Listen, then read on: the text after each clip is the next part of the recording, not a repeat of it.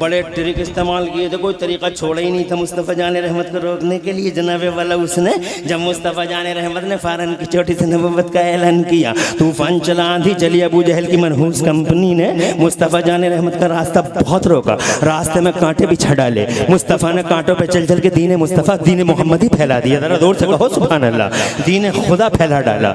Abu Jahl and company ने मुस्तफ़ा जान रहमत के सजदों में मुस्तफ़ा जान रहमत की पीठ पर ओझड़ियाँ डाल दी, मगर मुस्तफ़ा ने तहम्मुल का वो मुज़ाहरा किया कि रहती दुनिया तक याद रखा जाएगा।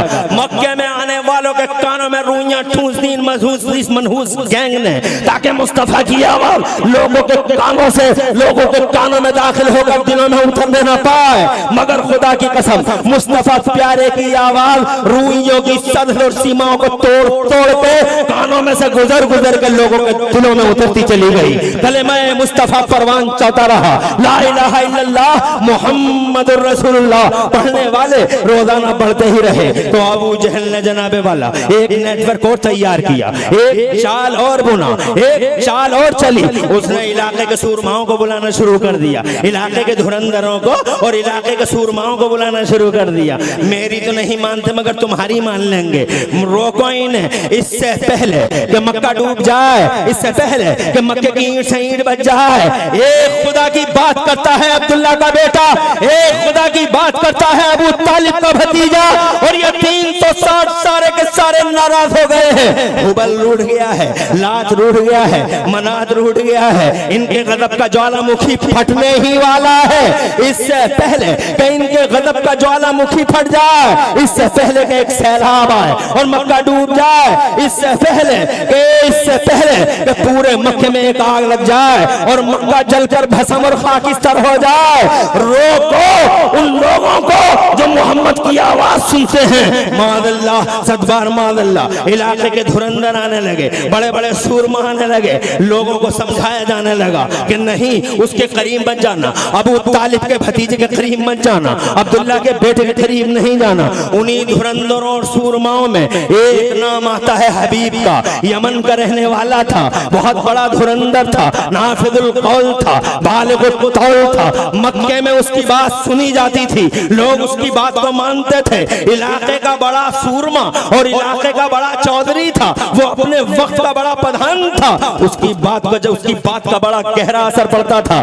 मक्के में उसे भी बुलाया गया, रोको मोहम्मद रसूलुल्लाह की बात को और लोगों को रोको, मोहम्मद के करीब न जाने पाए। हजरत मोहतरम आ गए हबीब, और आने के बाद अबू जहल से बोले, हाँ बताओ क्या कहना चाहते हो। तो अबू जहल ने कहा कि बात ये है, तुमने नाम तो सुना होगा, आमिना का बेटा है वो, अब्दुल्ला के जिगर का टुकड़ा है वो, अबू तालिब का भतीजा, नाम तो तुम जानते ही होगे, अब्दुल मुत्तलिब का पोता। हाँ अच्छा उसकी बात कर रहे हो। काबे की चाबियां तो उन्हीं लोगों के पास हैं। कहाँ, काबे की चाबियां भी उन्हीं के पास हैं। एक नई बात कर रहा है कि मैं अल्लाह का नबी हूँ, अल्लाह का नबी हूँ। एक खुदा का प्रचार कर रहा है वो, और 360 की तजलील कर रहा है वो, ला इलाहा इल्लल्लाह कहता है वो। हमने हर तरीके इस्तेमाल किया है, मगर उसका मिशन तेजी से फलता और फूलता ही चला जा रहा है। हमने बहुत रास्ते रोके, मगर किसी का केयर नहीं किया। उसकी आवाज निकलती है, लोगों के दिलों में उतर जाती है।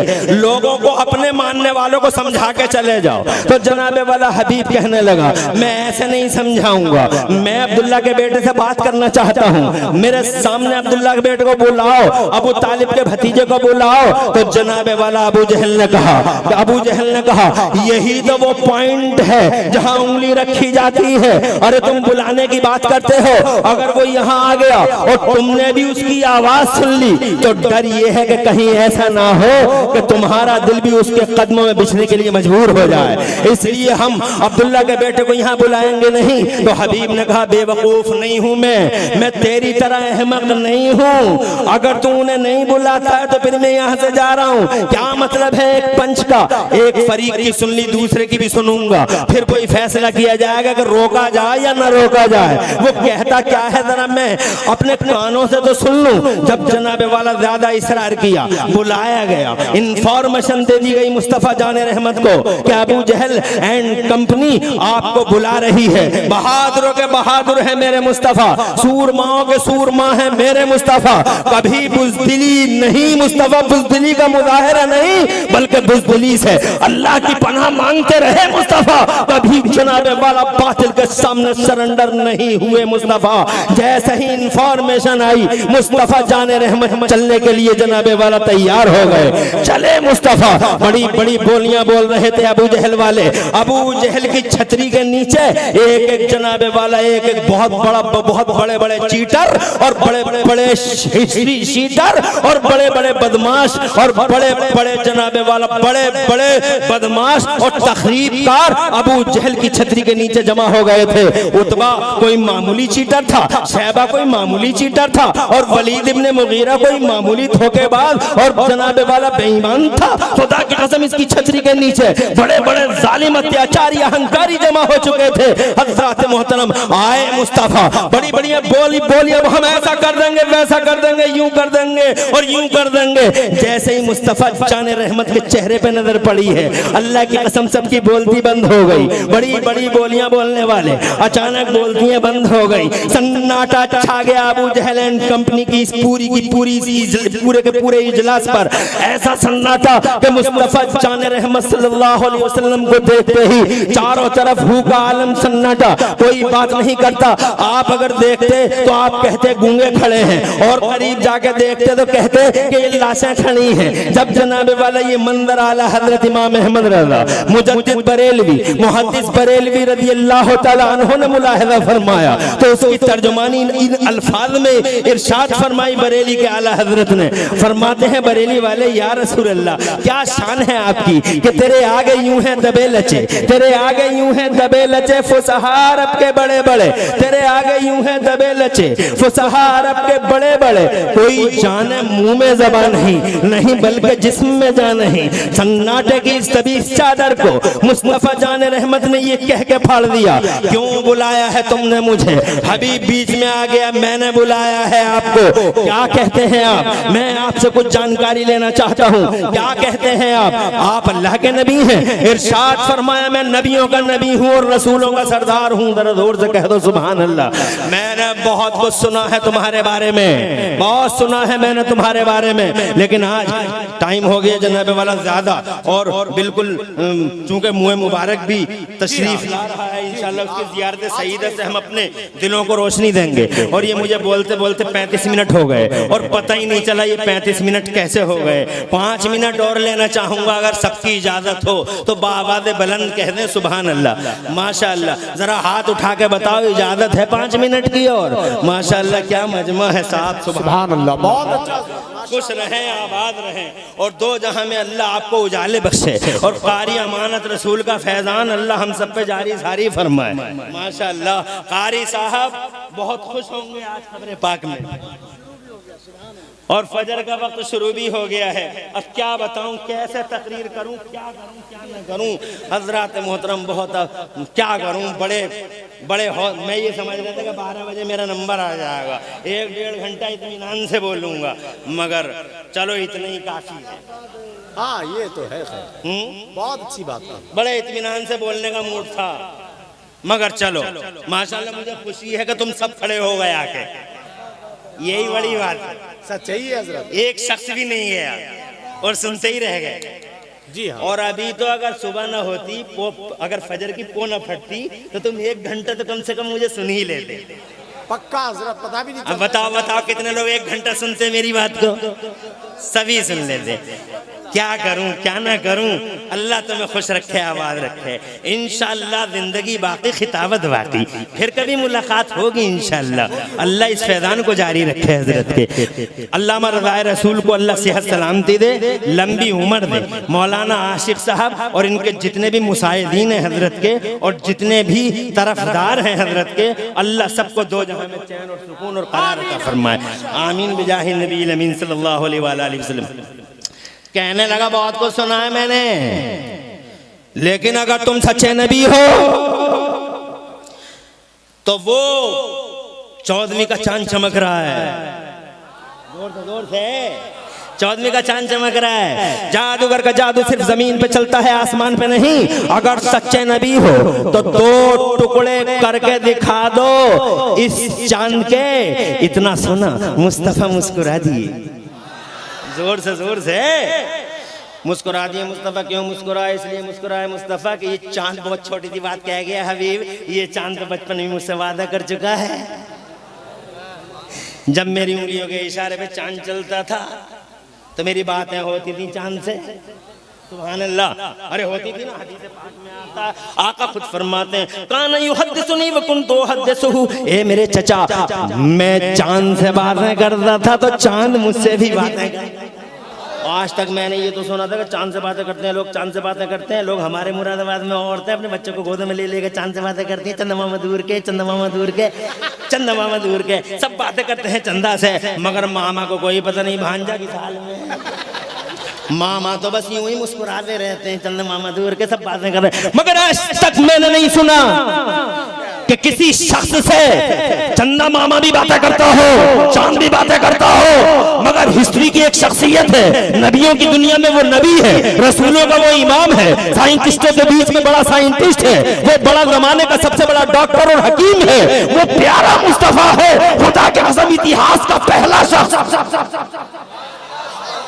जिससे चांद बातें करता है।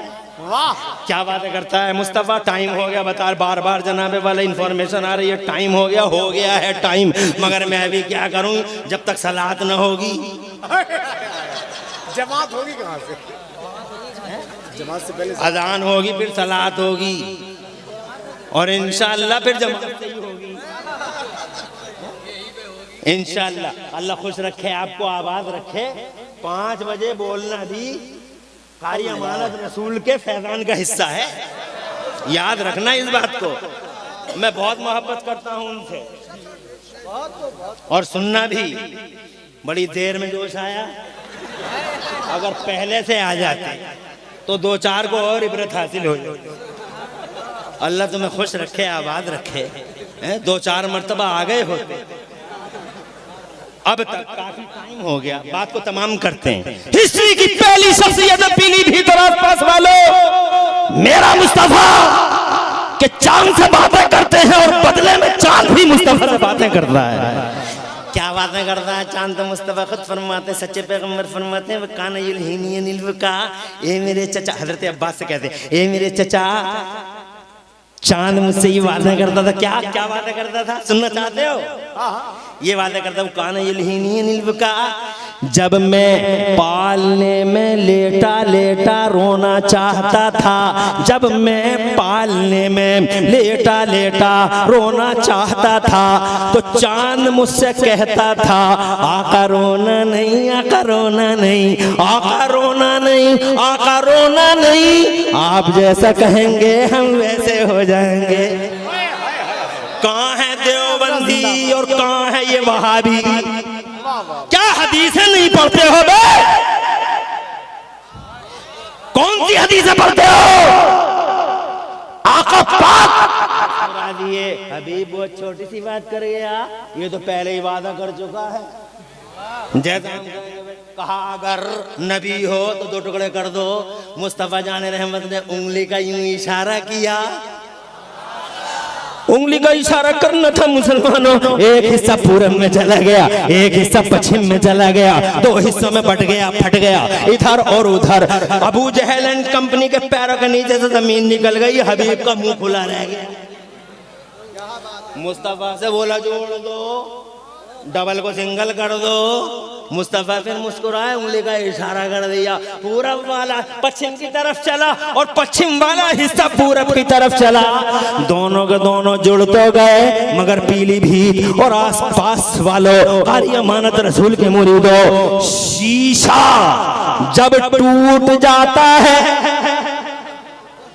तो लाख जोड़ो बीच में लाइन रह ही जाती है। ये लाइन वही है, ये लाइन जो चांद में नजर आती है, 300 किलोमीटर की लाइन, ये लाइन वही है। जुड़ी तो है, दरार रह ही जाती है। शीशा जब जुड़ता है तो फटन और शिगाफ रह ही जाता है। हज़रात मोहतरम, चांद में बीचों बीच में ये लाइन आज भी मेरे मुस्तफा की उंगलियों के पावर का पता देती है। पूरी दुनिया को बताओ, इस फटन में उंगलियों का कमाल है, इस फटन में उंगलियों का मौजूदा है। साइंस वाले कहते हैं चांद में फटन है, और इमरान हनफी कहता है ये फटन और ये शिगार मुस्तफा की उंगलियों के पावर का पता। क्या बात हजरत, अल्लाह जिंदाबाद। ताला प्यारे नबी के वसीले से हम सबको कारी हमारे रसूल के फैजान से माला माल रखे। पूरी तकरीर में कहीं कोई सबकत लिसानी हो गया माफ फरमा दे। अक़ुल क़ौली हाज़ा वस्तग़फ़िरुल्लाह ली व लकुम। मैं भी पढ़ लूं, तुम भी पढ़ लो। ला इलाहा इल्लल्लाहु मुहम्मदुर रसूलुल्लाह। इस्लाम जिंदाबाद, सुन्नियत पाइंदाबाद, मसलक आला हज़रत।